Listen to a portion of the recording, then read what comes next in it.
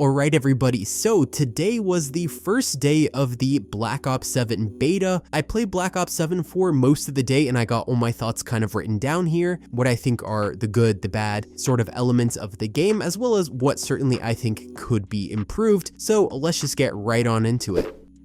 So the first thing I want to talk about is sort of like what my overall thoughts are on Black Ops 7 compared to Black Ops 6, because a lot of people thought that Black Ops 7 looked very much like a reskin of Black Ops 6, and after playing it, I can say, yeah, it is kind of a reskin of Black Ops 6. Now, it's basically just a sort of futuristic version of it. It's very much in line with what they did with Modern Warfare 2 and Modern Warfare 3 not that long ago. I'm not saying that that makes Black Ops 7 a bad game, but I think that having it back to back with Black Ops 6 sort of just kind of makes it feel like a DLC, and I can certainly see that. There's a lot of elements that are the same visually, it's about the same. Now I think though that Black Ops 7 did do some things better than Black Ops 6, but there are some certainly very annoying elements about Black Ops 7 that of course I'm going to be talking about, so I'll just kind of go through my notes here real quick.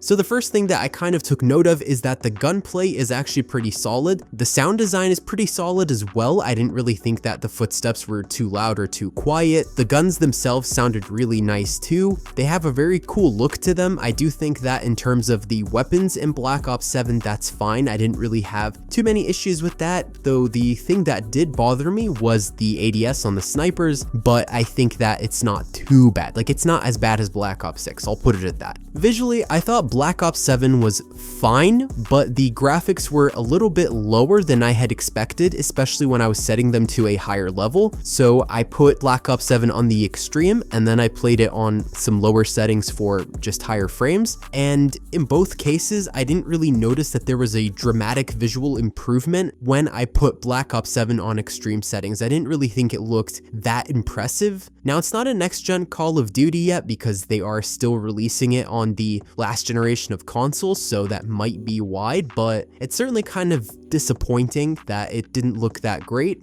Now for movement, there's a couple of things that I felt were kind of mid and good about movement at the same time. So it's omni movement, it's not that crazy different when we're comparing it to Black Ops 6. However, I did feel like it was a little bit janky sometimes, especially when you're running. The weapon movement just kind of threw me off. I don't know, it didn't feel very smooth. As for wall jumping, which is kind of the biggest change in the movement so far, personally, I felt like it was kind of poorly implemented. I feel like it was sort of an afterthought, like they thought, hey, we're making a futuristic Call of Duty, we gotta include some wall jumping, but for the most part, it's not, don't expect like Titanfall or anything like that. The time to kill was a very irritating point for me in Black Ops 7, and I feel like this is kind of something that's been shared by a lot of other Call of Duty YouTubers and things like that. I was scrolling through Twitter, I saw a lot of people sharing the same sentiments as me with this, but the time to kill just feels weird, like it's just too fast at some points, and sometimes it feels like your shots don't register properly or things just kind of don't make sense. It's about the same as Black Ops 6, but something about it felt off in comparison to Black Ops 6. I'm not exactly sure what it is, but it just felt faster than I think I would have ideally liked it to be.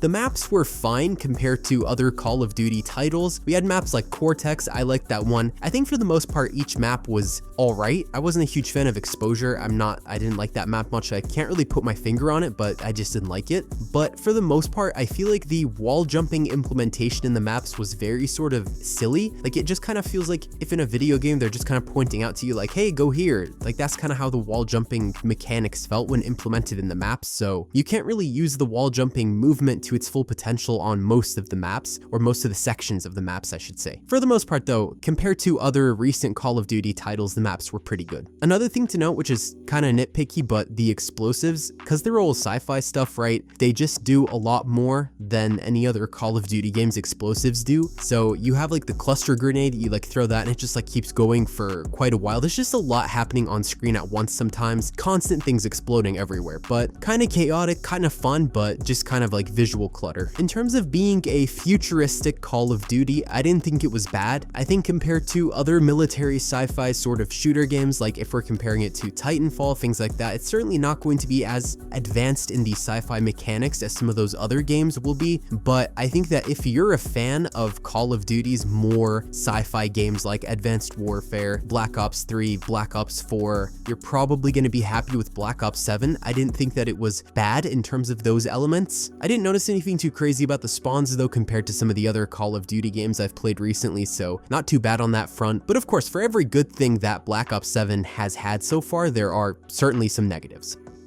So the first thing is lobby disbanding is still in Black Ops 7. I don't think that that's going to be removed, and I'll be honest, that's just annoying to deal with. I've talked about this before. Lobby disbanding is, I think, one of the worst decisions to have added into Call of Duty. You know, I had a really great game today and I really wanted to keep playing with that same group of people. I was hoping to load into another match with them because I felt like it was a solid game. It was pretty fun. But of course, the next game rolls in and you're not with any of those people at all. Despite the fact that this is early access, the player pool shouldn't be that huge, but whatever. SBMM was very noticeable. It was high. It was like cranked up all the way. I noticed it pretty much off the bat. You do great in one game, the next like 5 games are going to be misery for you. There were people reverse boosting already in the beta, which is kind of crazy. So I'm just going to say from here that SBMM is definitely going to negatively impact your gameplay experience with the Black Ops 7 beta for all the great elements that it has. Skill-based matchmaking is really off the charts with this so far, and this is just in the early access and it feels this sweaty already.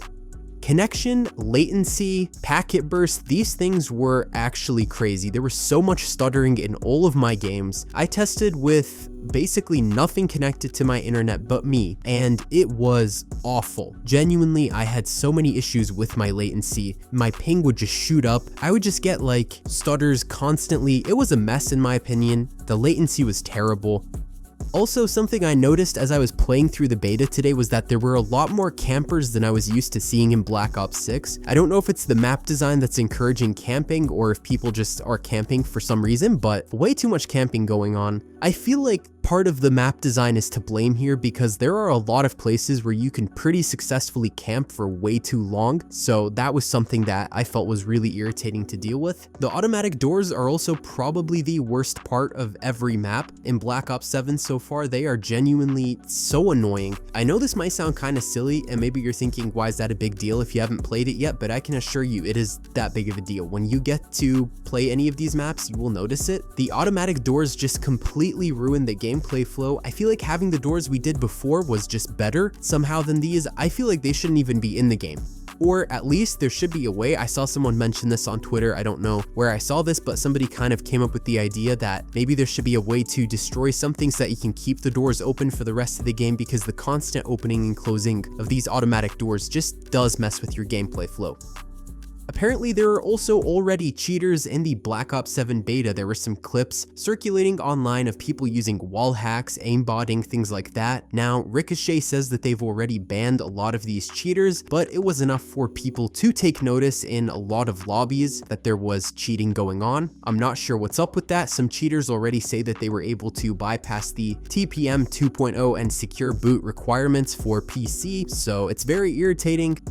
Overall, Call of Duty Black Ops 7, after playing it for most of the day, is so far not bad. For a Call of Duty game, it's not bad at all. It plays well, it's fun, I like the gunplay, I like the maps. I think there are a lot of positive elements, but these sort of elements like lobby disbanding, SBMM, and the fact that it's very much like Black Ops 6 is going to probably hinder the way people perceive Black Ops 7 this year. For a lot of people, they are looking at Black Ops 7 like it's a full price DLC of Black Ops 6, and in a way, it's basically just kind of like Black Ops 6. Despite all the really cool elements in Black Ops 7, it is very similar to Black Ops 6 in way too many things. And honestly, I like the vibe of Black Ops 7. I like the visual look of it. I like some of the operators look pretty cool. Some of them I didn't like, but I think for the most part, as an overall aesthetic look, Black Ops 7 is being consistent. But the problem is, I don't know how it's going to be come season 2 or 3. We might be seeing a complete off the rails look for Black Ops 7 that's going to sort of ruin what they're building here. And that's kind of what happened with Black Ops 6 as well. Now they're saying that they're not going to do that for Black Ops 7, but I don't know if they're going to change their minds later on down the line. For a lot of people, I think the thing that's really going to make or break for Black Ops 7 is the fact that they already kind of played this game last year, and so they're not really going to see much of a benefit in just buying a whole other game this year that's very similar to last year's, which is kind of annoying. I feel like if Black Ops 7 had come out before Black Ops 6, if this game was released instead of Black Ops 6, it would have been received a lot better by people, but back-to-back Black Ops, the fatigue is real. So all in all, these were the biggest takeaways I got from the Black Ops 7 beta. I think that there are some positives, there's some negatives for sure. If you already played the Black Ops 7 beta, do let me know in the comments below what you thought about it. If you haven't, are you planning on playing it or not? Like, share, subscribe, and turn on notifications set to all so you never miss out on another upload. And that's all for today, folks.